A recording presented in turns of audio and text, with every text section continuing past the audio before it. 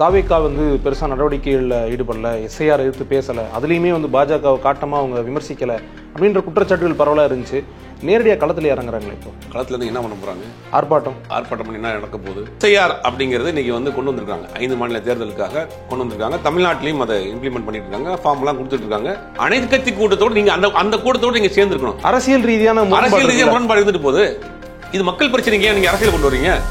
மக்கள் பிரச்சனைக்கு ஏங்க உங்க தனிப்பட்ட காழ்ப்புணர்ச்சியை காட்டுறீங்க? இது மக்கள் பிரச்சனை தானே. நீங்க தனியாக என்ன செஞ்சிட முடியும் உங்களால? இன்னைக்கு அகில இந்திய அளவுல இந்தியா கூட்டணியில ராஜ்யசபாவிலையும் லோக்சபாவிலையும் சேர்த்து 250 எம்பி இருக்கிறாங்க. இந்த போராட்டம் ஆர்ப்பாட்டம்னா நீங்க ஏன் எஸ்ஆர் எதிர்த்தீங்க, நீங்க என்ன செஞ்சீங்க நாளை கேட்டக்கூடாதுல்ல. அதுக்கு நாங்க போராட்டம் பண்ணோங்கிற ஒரு பேருக்காக பண்ணக்கூடிய போராட்டம். இதனால எந்த விதமான பயனும் இருக்காது. எஸ்ஆர் கூட வேண்டாம்னு சொல்லல. கால அவகாசம் கொடுங்க. 1 மாசத்துல முடியாது, 2 மாசம் கொடுங்க, சில டாக்குமெண்ட்ல கொஞ்சம் ரிலாக்ஸேஷன் கொடுங்க அப்படின்னு தான் கேட்கறாங்க.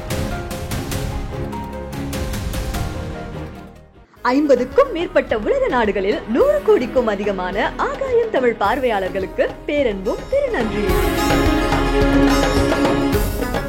ஆகாயம் நேயர்களுக்கு வணக்கம்.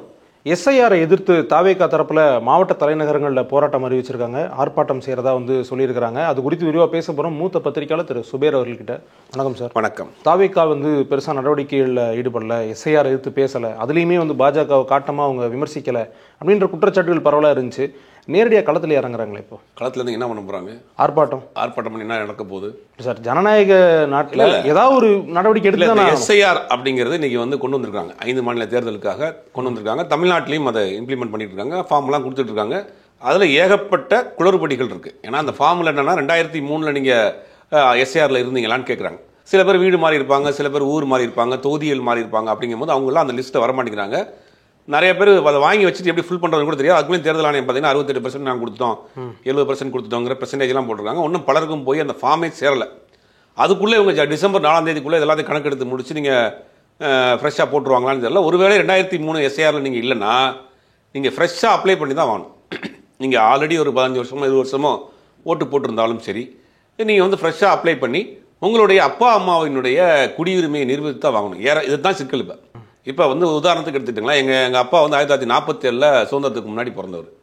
அவருக்கு பிறந்ததுக்கு பிறகு தான் சுதந்திரம் கிடைக்கிது. அதுக்கு 1950 தான் கான்ஸ்டியூஷன் நமக்கு பில்டு பண்ணுறாங்க. அதுக்கு பிறகு தான் வருது. அப்போ அந்த காலத்தில் ரெக்கார்டு மெயின்டைன் பண்ணுற விஷயங்கள்லாம் கிடையாது. எங்கள் அப்பா வந்து எங்கள் பாட்டி வீட்டில் பிறந்தவர், வீட்டில் பிறந்தவர் டெலிவரி. இப்போ அவருக்கு நான் என்ன ப்ரூஃப் கொடுப்பேன்? அவர் இறந்தும் போயிட்டார். இந்த மாதிரியான சிக்கல் இருக்குது. அப்புறம் அம்மா வந்து அவங்களுக்கு 70-80 வயசு ஆகுது. அவங்கள்ட்ட போய் என்ன ப்ரூஃப் கேட்போம்? அவங்க ஆதார் கார்டு வச்சுருப்பாங்க, ஓட்டர் ஐடி வச்சுருப்பாங்க, இல்லை அதிகபட்சமான பாஸ்போர்ட் வச்சுருப்பாங்க, ரேஷன் கார்டு வச்சுருப்பாங்க. அவங்கள்ட்ட போய் என்ன நான் குடியுரிமை நீங்கள் நிரூபிக்க முடியும்? இப்போ இதெல்லாம் வந்து 1 மாதத்தில் எப்படி சாத்தியம்? ஆல்மோஸ்ட் இப்போ 15 நாள் முடிய போகுது. 15 நாளுக்குள்ளே அவங்க கேட்கக்கூடிய டாக்குமெண்ட்டை நான் நான் சென்னையில் இருக்கிறேன், எங்கள் ஊர் திருநெல்வேலியோ மதுரையோ தேனியோ இருக்குன்னு வச்சுக்கிறேன். நான் இதுக்காக 2 நாள் லீவ் போட்டு போய் அந்த வேலைகள்லாம் பார்த்து அவங்கள்ட்ட இருக்க டாக்குமெண்ட்டை வாங்கிட்டு வந்து நான் கொடுக்கக்கூடிய வேலை இருக்குது. இது நமக்கு விஷயம் தெரிஞ்சு நம்மளுக்கே இந்த மாதிரியான ஒரு சிக்கல் இருக்குது. பலருக்கும் இந்த ஃபார்மை கொடுத்தவங்களுக்கு அது எப்படி ஃபுல் பண்ணுறதுன்னு தெரியல. எத்தனை பேருக்கு ஃபார்மை எழுதி அவங்க வந்து அப்லோட் பண்ண முடியும்? வெப்சைட்டில் போய் 2003 நீங்கள் இருந்துக்கங்க, உங்களுடைய எஸ்ஆரில் இருக்கீங்களா பார்த்துக்குங்க அப்படின்னு அவங்க சொல்கிறாங்க. 2003 எத்தனை பேருக்கு அவங்க வெப்சைட் உள்ளே போய் பார்க்க தெரியும்? எத்தனை பேருக்கு வந்து இன்டர்நெட்டை ஆப்ரேட் பண்ண தெரியும்? எத்தனையோ சாமானிய மக்கள் இருக்காங்க, படிக்காதவங்க இருக்கிறாங்க, வயதானவங்க இருக்கிறாங்க, கிராமத்தில் இருக்கக்கூடியவங்க இருக்கிறாங்க, நகரத்தில் இருக்கக்கூடிய பலருக்குமே கூட வந்து அந்த மாதிரியான இதில் உள்ளே போய் பார்க்குறத சிரமமாக இருக்குது. அந்த வெப்சைட், குறிப்பிட்ட வெப்சைட்டே வந்து சில நேரங்களில் வேலை செய்ய மாட்டேங்குது. அந்த 2003 and 5 இருக்கக்கூடிய எஸ்ஆர் டேட்டாஸும் பல இடங்களில் இல்லை. இந்த மாதிரியான உச்சக்கட்ட குழப்பத்தில் தான் இன்னைக்கு தமிழ்நாடு முழுவதும் இந்த எஸ்ஆர் நோக்கி போயிட்டு இருக்கு. அது சம்பந்தமாக திமுக சார்பில் உச்சநீதிமன்றத்தில் வழக்கும் போடப்பட்டிருக்கு. வழக்கை விசாரித்த நீதிமன்றம் 2 வாரத்துக்குள்ள தேர்தல் ஆணையம் இது சம்பந்தமாக விரிவாக நீங்கள் பதிலளிக்கணும்னு சொல்லியிருக்கு. மற்ற கட்சிகளும் சில கட்சிகளும் சேர்ந்து அங்கே வழக்கு போட்டிருக்காங்க. இது தமிழ்நாட்டில் சார்பாக. இது வெஸ்ட் பெங்கால்லேருந்து சில வழக்குகள் போட்டிருக்காங்க. பல வழக்குகள் அது சம்பந்தமாக இருக்குது. கீழமை நீதிமன்றங்கள், உயர் நீதிமன்றங்கள் இந்த மாதிரியான வழக்குகள் எடுக்காதீங்க, நாங்கள் மொத்தமாக அந்த வழக்கை விசாரிக்கிறோம்னு உச்சநீதிமன்றம் சொல்லிடுச்சு. திமுக சட்ட ரீதியாக நடவடிக்கை எடுத்து உச்சநீதிமன்றம் வரைக்கும் போய் அவங்க மூத்த வழக்கறிஞர் கபில் சிபில் மற்றும் என்ஆர் இளங்கோவை வச்சு அதை வாதாடிக்கிட்டு இருக்கிறாங்க. அவங்க தரப்பில் வந்து லீகலாக அவங்க ஃபைட் பண்ணிட்டு இருக்காங்க. அப்புறம் மாவட்ட தலைநகரங்களில் கூட்டணி கட்சிகளோடு சேர்ந்து அவங்க பெரிய ஆர்ப்பாட்டம் போராட்டம் நடத்துகிறாங்க. அது இல்லாமல் சில நாட்களுக்கு முன்னாடி அனைத்து கட்சி கூட்டம் போட்டாங்க. அனைத்து கட்சி கூட்டத்தில் வந்து தாவேகா கலந்துக்கல. அவங்க என்ன சொல்றாங்க, திமுக இதில் அரசியல் பண்ணுது. ஆனா அதை எதிர்த்து அறிக்கையும் விட்டாங்கல்ல, அதையும் நம்ம சொல்லணும். என்ன பயன்ற இப்ப சார் இப்போ நீங்க சொன்னது வந்து ஆல்ரெடி நம்ம விரிவா ஒரு இன்டர்வியூ நீங்க சொல்லியிருந்தீங்க, என்னென்ன சிக்கல் இருக்கு, மக்கள் என்ன பேச பண்றாங்க, சிக்கல் விட்டுருங்க. அது இருக்கு. ஆனா ஜனநாயக ரீதியாக ஒரு ஆர்ப்பாட்டத்தை அறிவிக்கிறாங்க ஒரு கட்சி, அந்த கட்சி அதனால் என்ன பயன்? ஒரு பயனும் கிடையாதுங்கிறத எதிர்ப்பு எங்க போய் பதிவு பண்ணுவீங்க? எங்க பதிவு பண்ணுவீங்க? என்ன நடந்திருக்கணும் அப்படின்னா, அனைத்து கட்சி கூட்டத்தோடு நீங்க அந்த கூட்டத்தோடு நீங்க சேர்ந்துருக்கணும். அரசியல் ரீதியான முரண்பாடு இருந்துட்டு போகுது. இது மக்கள் பிரச்சனைக்கு ஏன் நீங்க அரசியல் கொண்டு வரீங்க? மக்கள் பிரச்சனைக்கு ஏங்க அவங்க தனிப்பட்ட காழ்ப்புணர்ச்சியை காட்டுறீங்க? இது மக்கள் பிரச்சனை தானே. நீங்க தனியாக என்ன செஞ்சிட முடியும் உங்களால? இன்னைக்கு அகில இந்திய அளவில் இந்தியா கூட்டணியில் ராஜ்யசபாவிலையும் லோக்சபாவிலையும் சேர்த்து 250 எம்பி இருக்கிறாங்க. பீகார்ல அந்த வேலையை செஞ்சாங்க. பீகார்ல ஆதாரை ஒரு ஆவணமாக எடுத்துக்க மாட்டேன்ட்டாங்க. யாரு? தேர்தல் ஆணையம். அப்ப நாடாளுமன்றத்தில் இந்தியா கூட்டணி சார்பாக தமிழ்நாட்டில் இருக்கக்கூடிய அத்தனை 40 எம்பிகளும் சேர்ந்து ஒரு மிகப்பெரிய ஒரு ஊர்வலத்தை பண்றாங்க. நாடாளுமன்றம் ஸ்தம்பித்து போகக்கூடிய அளவுக்கு ராஜ்யசபா உறுப்பினர்களும் லோக்சபா உறுப்பினர்களும் சேர்ந்து ஒரு 250 பேர் ஒரு பெரிய ஊர்வலம் போறாங்க. அதை எதிர்த்து நீதிமன்றத்துக்கு போறாங்க. அப்படி ஒரு வலுவான போராட்டத்தை கையில் எடுத்தா தான் அதை வழி கொண்டு வர முடியும். நீங்க தனியா மாவட்ட தலைநகரங்கள் தனியா ஆர்ப்பாட்டம் பண்றதுனால யாருக்கு பயன்? உங்கள் எதிர்ப்பை யார்கிட்ட காட்டுறீங்க? என்ன செஞ்சிருக்கணும்? நீங்க அனைத்து கட்சி கூட்டத்துக்கு வந்திருக்கணும். இந்த விஷயத்தில் எல்லா கட்சியோடு நீங்க ஒன்றிணைந்து நின்றுக்கணும். நீங்க தனியா என்ன பண்ண போறீங்க? இதுதான் சொல்றோம். இது மடைமாற்ற வேலை, திசை திருப்புகிற வேலை, தமிழ்நாட்டு மக்களை ஏமாற்றுகிற வேலை. ஏன்னா இதனால உங்களுக்கு எந்த பயனும் கிடையாது. டைல்யூட் பண்ற மாதிரி நீங்க சொல்ற மாதிரி டைல்யூட்ல எந்த பயனும் கிடையாது. எதிர்ப்பை யார்கிட்ட காட்டணும்? மத்திய அரசு காட்டணும், ஒன்றிய அரசு காட்டணும், தேர்தல் ஆணையத்துக்கு காட்டணும். அப்படி காட்டுறப்ப என்ன பண்ணணும்? எல்லா கட்சிகளும் சேர்ந்து ஒரு அணியில் நிற்கிறாங்க. காங்கிரஸ், அகில இந்திய அளவில் காங்கிரஸ் கட்சி, இந்தியாவினுடைய எதிர்கட்சி காங்கிரஸ் கட்சி இதுல எதிர்ப்புல நிற்குது. அகில இந்தியாவில் இருக்கக்கூடிய கம்யூனிஸ்ட் கட்சி இதுல இருக்கு, மற்ற கட்சியில் விசிகா இருக்கு, எல்லா கட்சிகளும் இதுல இருக்கிறாங்க. அப்ப இந்த ஒரு விஷயத்தில் நாங்க கட்சியை தாண்டி அரசியல் தாண்டி மக்கள் நல பிரச்சனையில் நாங்கள் ஒரு அணியில் நிற்கிறோம். அகில இந்திய அளவில் நம்ம இந்த பிரச்சனையை பெருசாக எடுத்துட்டு போகணும். அப்போ நாங்கள் உங்களோட நிற்கிறோம் அப்படின்னு நின்றுருந்தா இது சரியா இருந்திருக்கும். சரி சார், அரசியல் ரீதியான கருத்து வேறுபாடு நிக்கல, விட்டுட்டாங்க. ஆனா இப்போ அவங்களுக்கு ஒரு சான்ஸ் கிடைச்சிருக்கு, அந்த கட்சி திரும்ப ஆர்ப்பாட்டம் செய்ய தானே சார் செய்வாங்க. பண்ணட்டும். ஆனா இதனால எந்த பயனும் இல்லைங்கிற, இதனால எந்த பிரயோஜனம்? நாளைக்கே சட்ட ரீதியா கோர்ட் அணுகும் போது அப்ப அதுக்கான விளைவு சேமா இருக்கும்ல. ஏன் ஏற்கனவே போயிட்டாங்களே, எல்லா வழக்கும் தான் விசாரிக்க போறாங்க. இந்த போராட்டம் ஆர்ப்பாட்டம்னா நீங்க ஏன் எஸ்ஆர் எதிர்த்தீங்க, நீங்க என்ன செஞ்சீங்கன்னு நாளைக்கு கேட்டக்கூடாதுல்ல. அதுக்கு நாங்கள் போராட்டம் பண்ணோங்கிற ஒரு பேருக்காக பண்ணக்கூடிய போராட்டம். இதனால எந்த விதமான பயனும் இருக்காது. இப்போ நான் டிசம்பர் 1ஆம் தேதி நாடாளுமன்ற கூட்டத்தோடு நடக்க போகுது. இப்போ என்ன பண்ணுவாங்க? தமிழ்நாட்டிலிருந்து போகக்கூடிய 40 எம்பிகள் போவாங்க. காங்கிரஸ் கட்சிக்கு ஆல்ரெடி 100 எம்பி இருக்கு. அது மம்தா பானர்ஜியோட எல்லா எம்பிகளும் சேர்ந்து கிட்டத்தட்ட 250 எம்பிகள் இது சம்பந்தமா நாடாளுமன்றத்தில் பேசுவாங்க. அதுதான் சரியான வழிமுறை. இவங்களுக்கு ரெப்ரசன்டேட்டிவ் இல்லையா சார்? அப்ப நீங்க இங்கேயில இருக்கணும். உங்களுக்கு தெரியுதுல ரெப்ரசன்டேட்டிவ் இல்லைன்னு. கட்சி ஆரம்பிச்சு 1.5 வருஷம் ஆகுது, உங்களால என்ன செய்ய முடியாதுல்ல. அப்ப நீங்க யார் பக்கம் இருக்கணும்? ஒரு வலிமையான அணி பக்கம் இருக்கதான் சரி. கூட்டணி பக்கம் வர சொல்றீங்க. கூட்டணிக்குள்ள யார் வர சொன்னா? கூட்டணிக்குள்ள யார் வர சொன்னா? நாளைக்கு இந்த கூட்டணி தேர்தல் நேரங்கள் இருக்குமோ போகுமோ தெரியாது. மக்கள் பிரச்சனையில் அனைத்து கட்சி கூட்டங்கள் எதுக்கு கூட்டுவாங்க? ஒரு சமூக பிரச்சனையும் பொதுவான பிரச்சனைக்கு நீங்க யாரு பக்கம் நிக்கணும்? யார் மேஜரா இருக்காங்களோ அந்த பக்கம் தான் நிக்கணும். தமிழ்நாட்டுக்கு நீதி வேண்டும், தமிழ்நாட்டு மக்களுக்கு நீதி வேணும், எஸ்ஆர்ல இருந்து விலக்கு வேணும், எஸ்ஆர் கொஞ்சம் டைம் வேண்டும் இப்படின்னு கேட்கறது அந்த கோரிக்கை. எஸ்ஆர் கூட வேண்டாம்னு சொல்லல, கால அவகாசம் கொடுங்க. 1 மாசத்துல முடியாது, 2 மாசம் கொடுங்க, சில டாக்குமெண்ட்ல கொஞ்சம் ரிலாக்ஸேஷன் கொடுங்க அப்படின்னு தான் கேட்கறாங்க. உங்களுடைய நிலைப்பாடு வார்த்தா இருக்கு. அப்ப நீங்க இந்த பக்கம் நின்று ஒட்டுமொத்தமாக ஒரு எதிர்ப்பை காட்டுறதா சரியான வழிமுறையா இருக்கும். ஆனா சார், தாவேக்கா ஒரு நடவடிக்கை எடுத்தாலே நம்மளே ஒரு உள்ளர்த்தம் கற்பிச்சுக்கிறோன்ற மாதிரி. உள்ளர்த்தம் இல்லைங்க. இதனால என்ன பயன் நீங்க சொல்லுங்க? தாவேக்காவுக்கு சட்டமன்றத்திலே நாடாளுமன்றத்தில் எந்த உறுப்பினரும் கிடையாது. இந்த கட்சி ஒரு தனி எதிர்ப்பை பதிவு பண்ணுது. இது யாருக்காவது தெரியுமா? இதனால என்ன மாற்றம் வந்துற போது? மக்கள் மத்தியில அந்த எதிர்ப்புணர்வு இருக்கு. மக்கள் மத்தியில எதிர்ப்புணர்வை கொண்டு வந்து என்ன நடந்துரும், மாற்றம் வந்துரும். நீங்க நாடாளுமன்றத்தை சம்பிச்சு போகக்கூடிய அளவுக்கு ஒரு பெரிய போராட்டத்தை நடத்தினா ஆளுகின்ற அரசாங்கம் கொஞ்சம் இறங்கி வரும். நீதிமன்றம் சரி ஓகே மக்களுடைய பிரதிநிதித்துவம் பேசுறாங்க, அதுக்கு நம்ம ஏதாவது கன்சிடர் பண்ணணும்னு வரும். இசிஐ மக்கள் ஒரு பெரிய நாடாளுமன்றத்தில் எழுப்புறாங்க, ஒரு முடிவுக்கு வருவோம் அப்படின்னு வருவாங்க. இப்போ நீங்கள் தனியாக நீங்கள் பண்ண என்ன ஆக போகுது யாருக்கு தெரியும்? இப்போ இந்தியா கூட்டணியில் இந்த பிரச்சனையை கையில் எடுத்தாங்கன்னா அகில இந்திய அளவில் இந்த விஷயம் போகும்.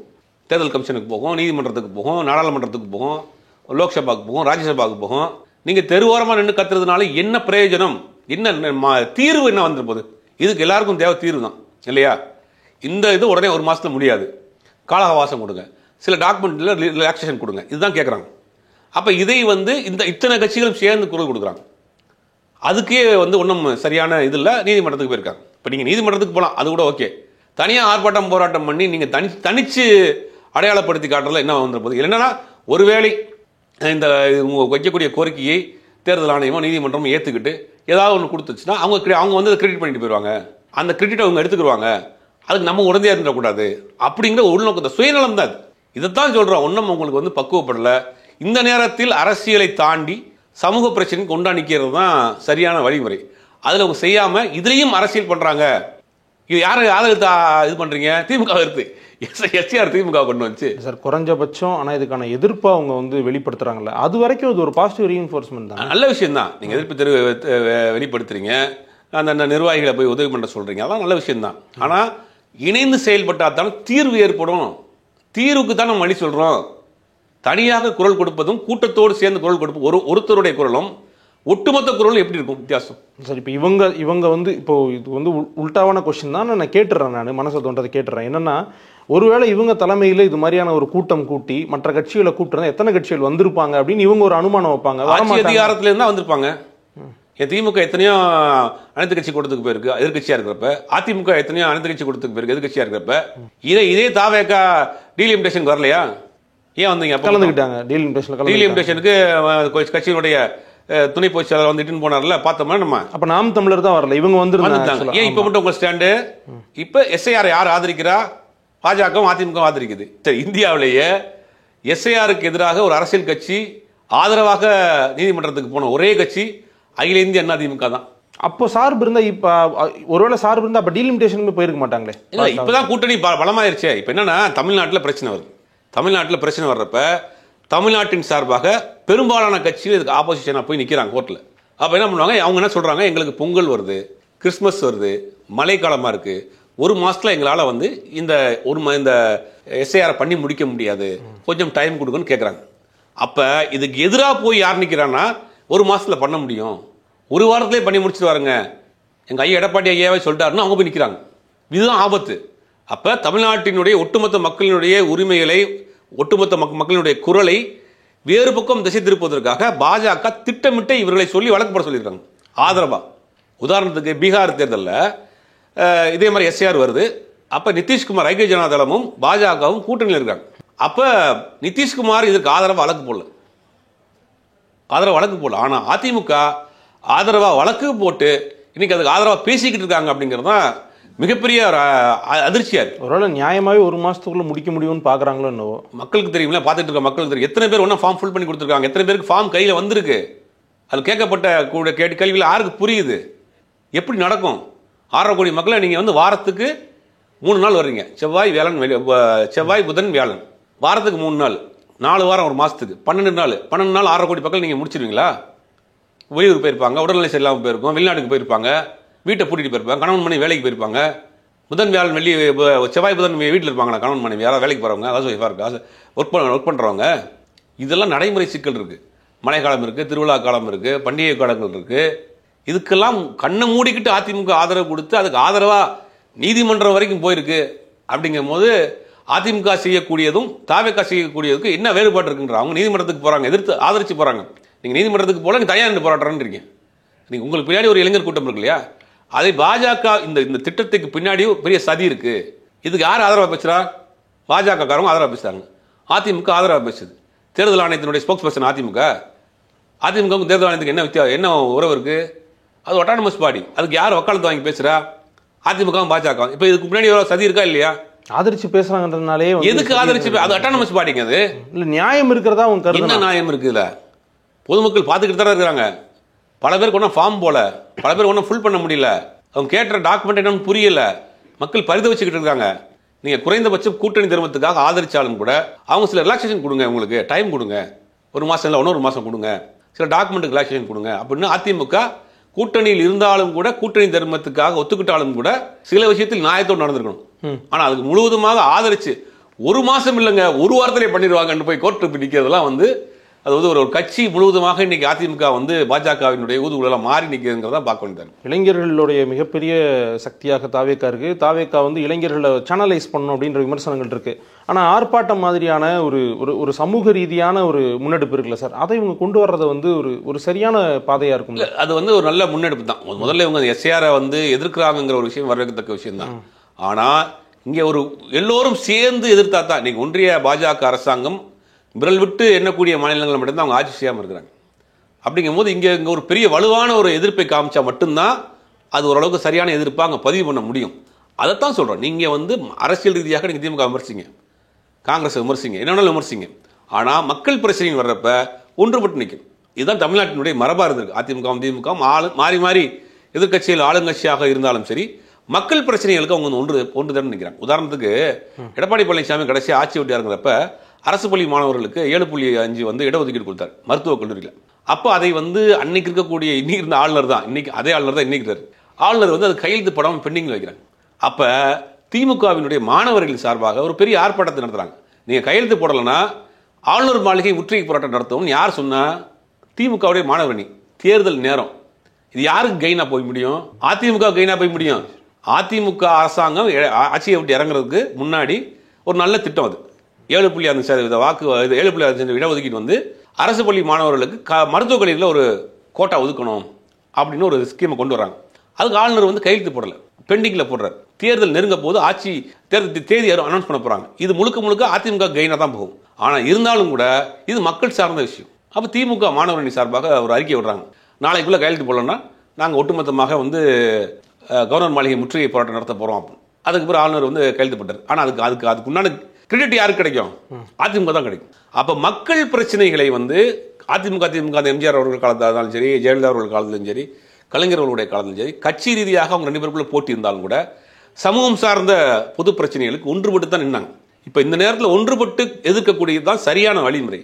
நீங்க தனியா நின்று உங்களுடைய எதிர்ப்பை காட்டுறேன்னு சொல்றது வந்து முழுக்க இதுக்கு உங்களை ஒரு அரசியலை இங்க மையப்படுத்திக்கிறீங்க அப்படின்னு தான் காட்ட வேண்டியது. ஆர்ப்பாட்டம் நடக்கட்டும் சார். அவங்க என்ன பேசுறாங்க, இல்ல உங்களுடைய செயல்பாடுகள் எப்படி இருக்கு அப்படின்னு. இல்ல ஆர்ப்பாட்டம் நடக்கட்டும். விஜய் வருவாரா? அதான் எதிர்பார்ப்போம். அவங்களுடைய செயல்பாடுகளை பார்த்துட்டு பேசுவோம். நன்றி சார்.